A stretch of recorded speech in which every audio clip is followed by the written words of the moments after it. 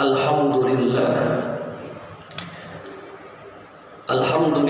nahmaduhu wa nasta'inuhu wa nastaghfiruh wa na'udzu billahi min syururi anfusina wa min sayyiati a'malina may yahdihillahu fala mudhillalah wa may yudlil fala hadiyalah. Asyhadu an la ilaha illallah wahdahu la syarikalah wa asyhadu anna sayyidana Muhammadan abduhu wa rasuluh la nabiyya ba'da. Allahumma shalli wa sallim wa karim wa azim ala sayyidina Muhammadin wa ala alihi wa sahbihi wa man tabi'ahu bi ihsanin ila yaumiddin, amma ba'du. Fa ya ibadallah usikum wa iyaya bi taqwallah faqad fazal muttaqun. Faqala ta'ala bismillahirrahmanirrahim ya ayyuhalladzina amanu taqullaha haqqa tuqatih wa la tamutunna illa wa antum muslimun. Shadaqallahul azim. Ma'asyiral muslimin rahimakumullah. Kembali kita bersyukur kepada Allah Subhanahu wa taala pada siang hari ini, di hari yang mulia. Allah masih memberikan kesempatan kepada kita untuk duduk di tempat yang mulia dalam rangka menunaikan salah satu kewajiban yang mulia, yakni melaksanakan sholat Jum'ah. Semoga sholat Jum'ah yang akan kita laksanakan serta amal ibadah lainnya dapat diterima oleh Allah Subhanahu wa ta'ala. Salawat dan salam senantiasa terlimpah atas junjungan alam Nabi besar kita Muhammad sallallahu alaihi wasallam. Selanjutnya, marilah kita bersama-sama untuk selalu meningkatkan kualitas takwa kepada Allah Subhanahu wa ta'ala dengan cara menjalankan segala perintahnya serta menjauhi segala yang dilarangnya. Yakinlah bahwasanya orang-orang yang bertakwa kepada Allah akan diberikan kebahagiaan, baik bahagia di dunia, di alam kubur, lebih-lebih di akhirat Allah masukkan ke dalam surganya. Mudah-mudahan Allah jadikan kita semua hamba-hamba yang bertakwa kepadanya. Amin ya rabbal alamin. Ma'asyiral muslimin rahimakumullah. Setelah terjadinya hari kiamat nanti, manusia akan diberikan dua tempat kembalinya. Yang pertama, tempat kembalinya manusia disebut surga.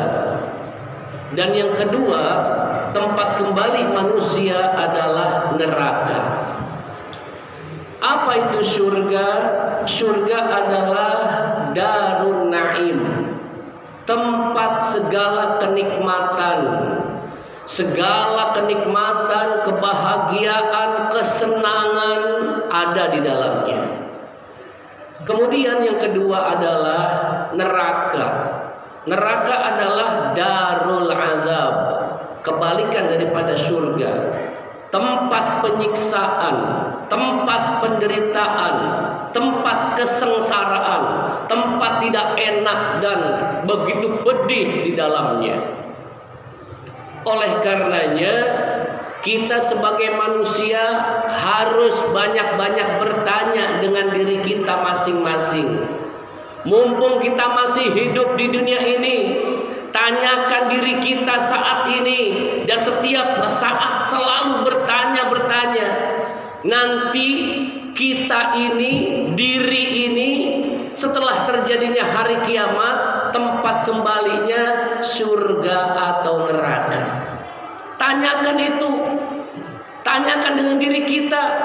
Wahai diri, wahai jiwa, nanti kamu ini meninggal dunia di akhirat, kira-kira masuk surga atau neraka? Tanyakan. Kalau kita sering banyak-banyak bertanya dengan diri kita masing-masing, ada harapan untuk apa? Untuk kita berbuat baik sebanyak-banyaknya yang mengundang ridho Allah Subhanahu wa taala.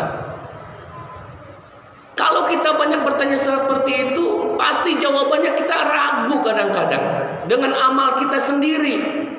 Oleh karenanya, apabila kita sering banyak bertanya dengan diri kita, nanti kita itu tempatnya surga atau neraka? Gampang jawabannya. Apa jawabannya?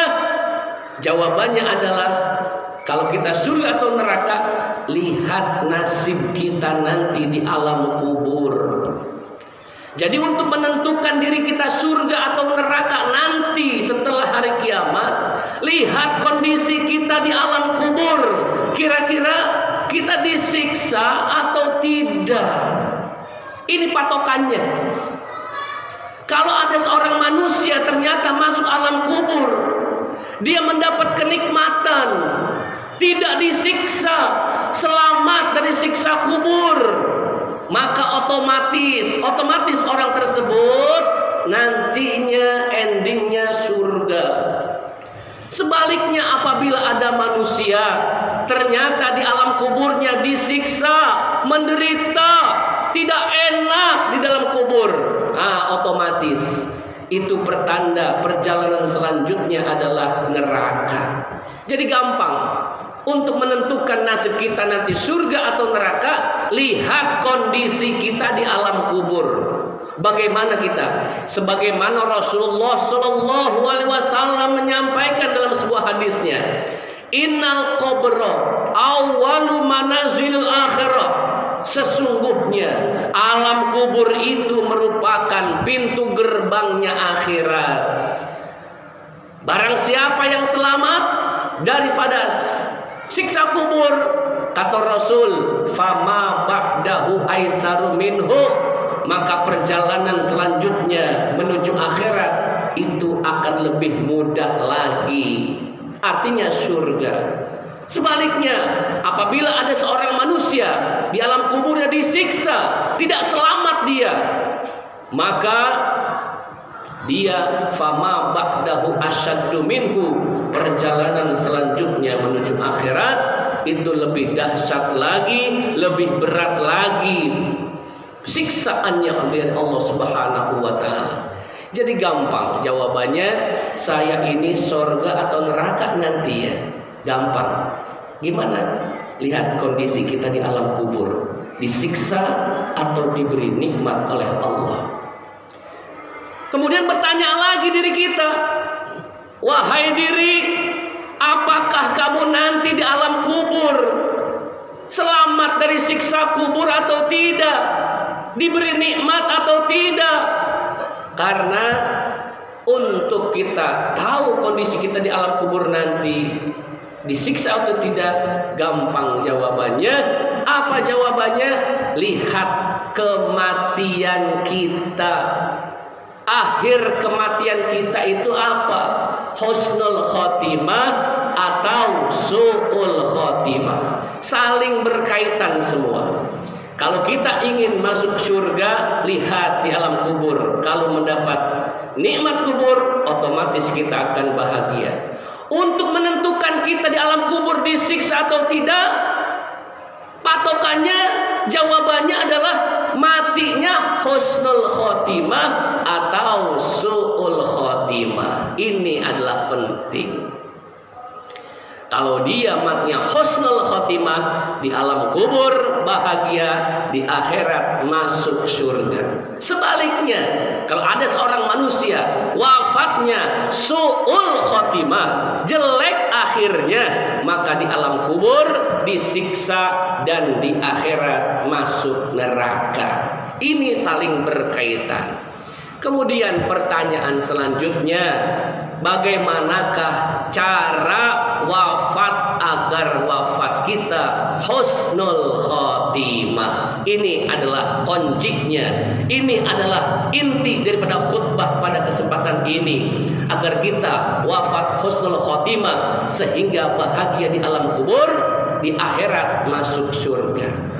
Banyak amalan-amalan yang menghantarkan kepada amalan husnul khotimah. Pada kesempatan ini tidak banyak saya sampaikan. Yang pertama diantaranya adalah amalan yang membawa kita kepada husnul khotimah. Yang pertama adalah selalu istighfar, minta ampun. Mau kita setelah berbuat dosa atau tidak berbuat dosa, istighfar terus kita baca, terus kita panjatkan kepada Allah, terus kita sampaikan kepada Allah. Orang yang banyak beristighfar, maka dosa-dosanya diampuni oleh Allah Subhanahu wa taala. At-taibu minadz dzambi kamal la dzambalah. Orang-orang yang selalu istighfar, yang selalu bertaubat setiap saat, tidak menunggu perbuatan dosa, maka orang tersebut seperti orang yang tidak punya dosa, seperti bayi yang baru dilahirkan. Ketika orang sering bertaubat dan beristighfar, Allah mengampuni dan Allah mencabut nyawanya dalam keadaan suci bersih. Ini namanya husnul khatimah. Rasulullah Shallallahu Alaihi Wasallam, Nabi kita yang mulia, padahal beliau adalah seorang yang maksum, terbebas daripada dosa, tidak ada kesalahan, tidak ada celah, tidak ada kemaksiatan yang beliau lakukan. Tapi beliau menyampaikan kepada kita, Rasulullah beristighfar sehari semalam 100 kali.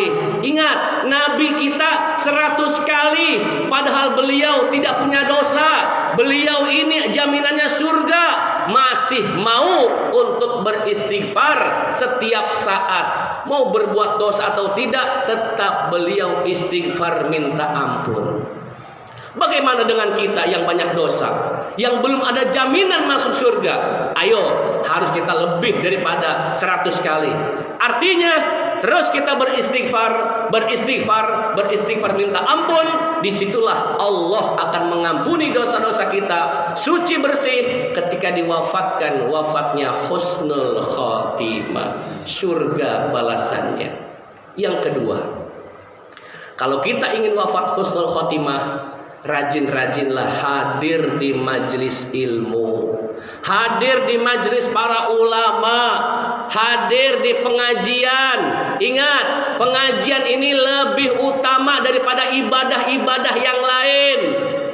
Sholat di bawah menuntut ilmu, karena jelas hadisnya, tolabul ilmi faridatun. Faridah bukannya wajibatun, tapi faridatun, amat sangat wajib menuntut ilmu itu.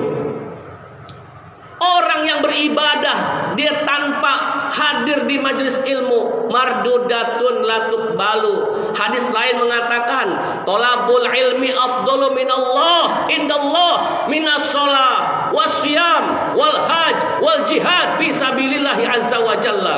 Kata Rasul, menuntut ilmu itu lebih utama di sisi Allah daripada sholat, daripada puasa, daripada haji, bahkan jihad fisabilillah. Artinya, beribadah banyak kita kepada Allah, tapi malas untuk hadir di majelis ilmu, maka tertolak amal ibadahnya semua. Bukan hanya itu, kelebihan untuk ilmu itu husnul khotimah Allah wafatkannya.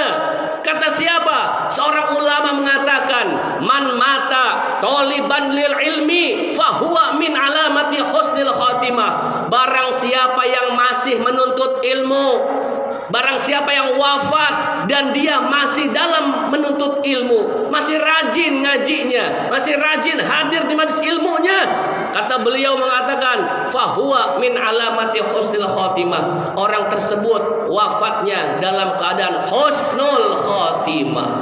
Kalau wafat husnul khotimah, otomatis di alam kubur bahagia, di akhirat masuk surga. Yang terakhir, amalan yang menghantarkan kepada Husnul khotimah adalah banyak-banyak dan sering-sering bersedekah. Tidak mesti banyak, sedikit. Kalau dia continue terus-menerus, dia dawamkan itu sedekah sehari sekian, enggak mesti besar. Inilah yang disampaikan oleh Nabi. Amalan yang paling dicintai oleh Allah adalah amalan yang terus menerus meskipun sedikit. Dalam hadis lain dikatakan, as-shadaqatu tamna'u maitatasu. Sedekah itu dapat mencegah kematian su'ul khotimah. Artinya kalau bersedekah, insya Allah kita akan diwafatkan husnul khotimah. Bila husnul khotimah, maka kita di alam kubur mendapatkan nikmat kubur, di akhirat akan masuk surga. Mudah-mudahan kita semua diberikan oleh Allah hidayah dan taufik, sehingga kita istiqomah beristighfar, istiqomah kita untuk menuntut ilmu, istiqomah untuk bersedekah, dan insya Allah Allah wafatkan kita semua husnul khatimah. Amin ya rabbal alamin. Mungkin itu saja yang dapat saya sampaikan. Mudah-mudahan ada manfaatnya. Barakallahu li wa lakum fil Qur'anil azim wa nafa'ani wa iyyakum bima fihi minal ayati wa dzikril hakim wa taqabbala minni wa minkum tilawatahu innahu huwas samiul alim. Aqulu qawli hadza astaghfirullahal azim li wa lakum wa lisairil muslimin wal muslimat wal mu'minin wal mu'minat fastaghfiruhu innahu huwal ghafurur rahim. Allah